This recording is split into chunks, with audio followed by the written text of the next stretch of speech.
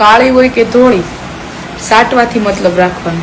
બીજા સામું જોવા જઈએ ને તો આપણી કોક બીજા સાટી જાય. ક્વોલિટી હો, બીજું કંઈ નહીં. ગરમી છે ને એટલે ક્વોલિટી બહુ ખાતા હોય. એટલે બીજા સામું જોવા જઈએ ને તો આપણી ઓગળી જાય ને કાં બીજા સાટી જાય. એટલે છે ને આપણી જ ખબર, ચૂપચાપ ખાવા મળે. રાતના 12 વાગ્યા પછી ઝાંઝરીનો અવાજ આવે ને તો એ ન સમજવું કે ભૂત જ હશે. કોઈક બે પગ ઊંચા કરીને એનું કામ પતાવતા હશે. ને સાચી મજા તો 12 વાગ્યા પછી જ હોય. ને આ મારો અનુભવ છે ને, હરેક પૌણેલાનો અનુભવ જ હશે. સાચી મજા 12 વાગ્યા પછી જ હોય. કોમેન્ટ કરજો.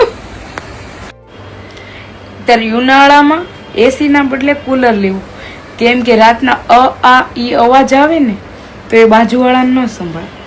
નહીતર સવારમાં ઉઠીને પાછા પૂછે કે આ અવાજ શેનો આવતો હતો રાતે. હું હમણાં બહાર ગઈ ને તો હું ઊભી હતી તો મને એક મારો ફ્રેન્ડ મળ્યો. પહેલાં તો સેલ્ફી લીધી, પછી મને કે ભાભી એક શાયરી કહું. મેં કીધું કે ને? મને કે ફૂલ છે ગુલાબનું સુકાવા નહીં દો, ઊભા ઊભા કરીશ દુખાવા નહીં દો. અને હું કરી લ્યો. મેં પેલા તને ખબર છે કે સૂતા સૂતા કરીશ કે ઊભા ઊભા કરીશ દુખાશે નહીં. આંખો ગળી જાય ને એટલે દુખાઈ જ જાય. અત્યારે તું જ્યાં આવ્યો ને ત્યાં વયો જા, તારી શાયરી મારે હવે નથી સાંભળવી.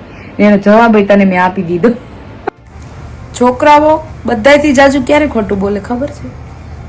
કરવાટાણે કે જાનું હું તો ઉપર ઉપરથી કરીશ પણ ભરાવી દે આખું. ફૂલ ખીલે ફૂલ બાગમાં તોડવાનું મન થાય, ગોરી ગોરી જોઈને ભરાવાનું મન થાય. સાચું પ્રેમ ને કોમેન્ટ કરજો.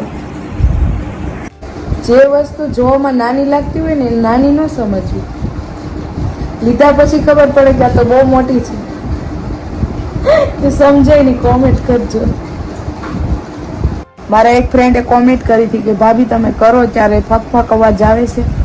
તો એવો અવાજ તો નથી આવતો, પણ ક્યારેક ડ્યુટી સુધી વયો જાય ને તો આ ઈ એવો અવાજ આવે છે. ને આ મારો રિયલ અનુભવ છે.